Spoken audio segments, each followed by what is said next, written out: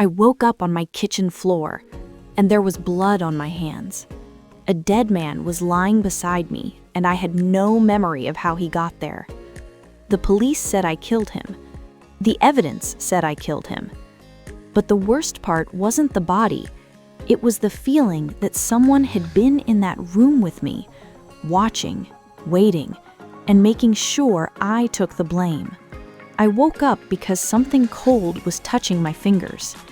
At first, I thought it was water spilled from a glass, or maybe the damp edge of a blanket. My mind was still floating in sleep, heavy and slow, refusing to wake properly. But then the smell reached me, a thick, metallic smell that seemed to coat the inside of my throat. Blood. My eyes opened. The kitchen ceiling above me looked strangely bright, the morning light too harsh, too sharp. For a few seconds, I didn't move. My head throbbed, and there was a deep, pulsing ache behind my eyes, like the aftermath of a bad fall. Then I turned my head. A man was lying beside me. He was on his back, eyes half open, staring at nothing. There was a dark, spreading stain across his shirt, and the floor beneath him was sticky and blackened where the blood had begun to dry. I stopped breathing. My hand was resting inches from his chest, and when I lifted it slowly, my fingers were smeared red. I didn't scream. I couldn't. My body felt hollow, like all the air inside me had been replaced with ice. Then I noticed the knife. It was lying near my hip, its blade dark and wet. For a long time, I just stared at it, my mind refusing to connect the obvious truth, refusing to accept what the scene was telling me. I didn't remember this. I didn't remember him. I didn't remember anything after sitting on my couch the night before, reading a paperback while rain tapped softly against the windows of my small apartment in Millfield, a town so quiet that people left their doors unlocked and children rode bicycles long after sunset. Nothing like this ever happened in Millfield. Except now it had, and I was at the center of it. My hands began to shake so badly I had to press them against the floor to steady myself. I forced myself to stand, my legs weak, my head spinning. The room tilted, and for a moment I thought I might faint, but the smell kept me awake, sharp and nauseating. I found my phone on the counter. My voice sounded far away when I called the police, as if someone else were speaking through my mouth. I don't remember exactly what I said, only that my words kept breaking apart, dissolving into silence and breath and fragments of sentences. They arrived quickly, too quickly.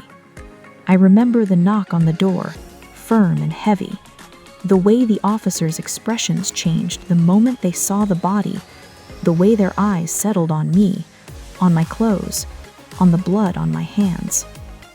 One of them asked me to step outside. Another picked up the knife using a cloth. I kept saying the same thing over and over.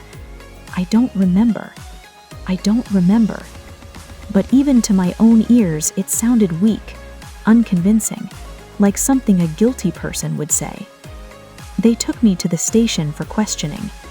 Hours passed in a blur of fluorescent lights and stale air. Every question felt like a trap. Did you know him? No. Did you invite him into your apartment? I don't think so. Did you argue? I don't remember. The detective studying me was a middle-aged man with tired eyes and a voice that never rose above a calm, quiet tone. That made it worse somehow. If he had shouted, I could have pushed back, but his patience felt like certainty, like he already knew what had happened and was simply waiting for me to admit it. They told me the man's name was Daniel Reeves. He lived nearby, a real estate agent. No criminal record, no obvious reason to be in my apartment, which made me look even worse. The evidence was simple, brutal, undeniable. My fingerprints were on the knife.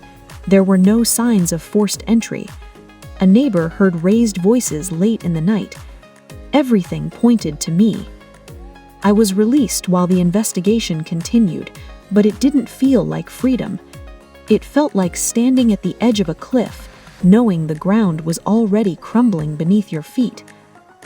News spreads fast in a small town. Within days, people stopped meeting my eyes at the grocery store. Conversations fell silent when I entered a room.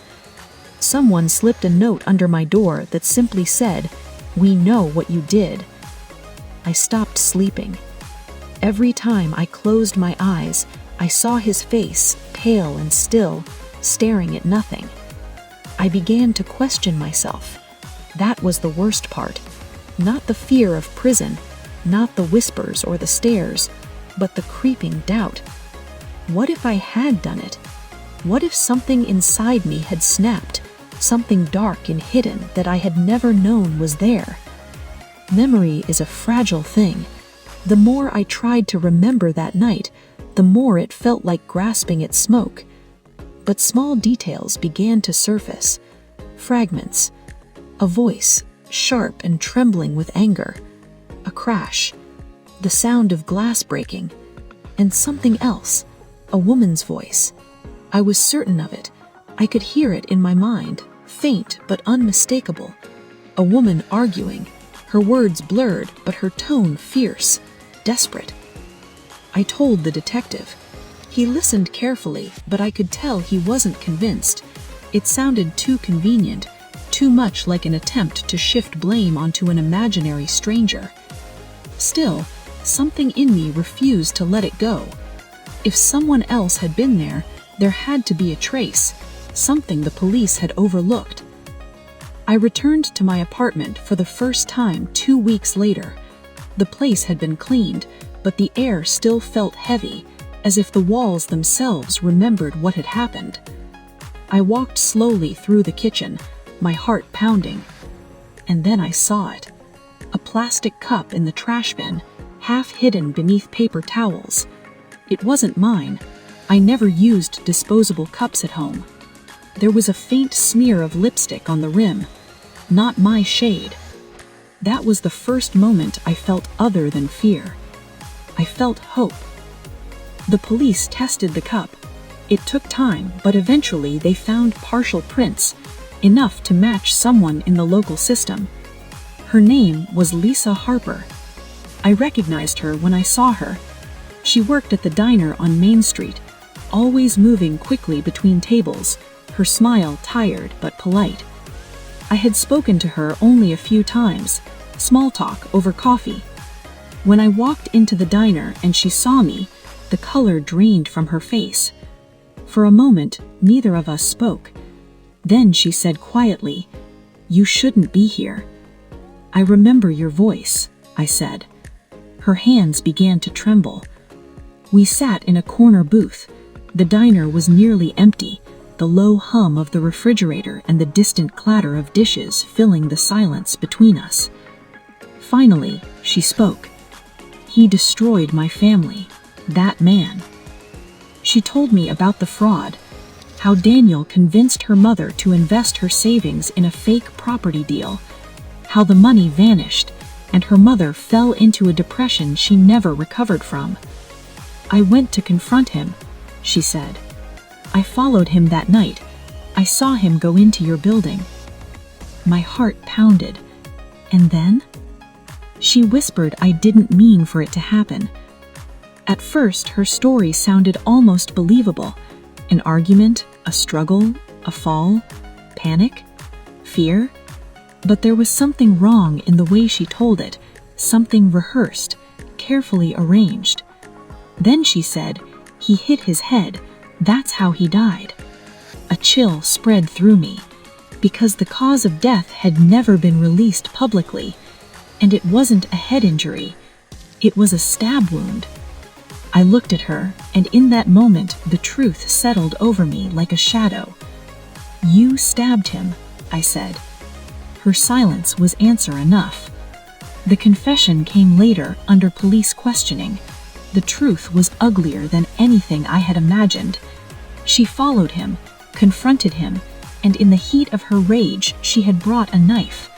She intended to scare him, she said, only to scare him. But anger is a dangerous thing. Once it takes hold, it feeds on itself, growing hotter, sharper, until reason burns away completely. She stabbed him once, and then she panicked. When I tried to intervene, she struck me from behind, knocking me unconscious. She staged the scene, placed the knife in my hand, and left me there beside the body, certain the evidence would condemn me. She thought she was smarter than everyone else. For a while, she was. The trial lasted 3 weeks. I sat in the courtroom every day, hearing details of a night I could barely remember, hearing strangers analyze my life,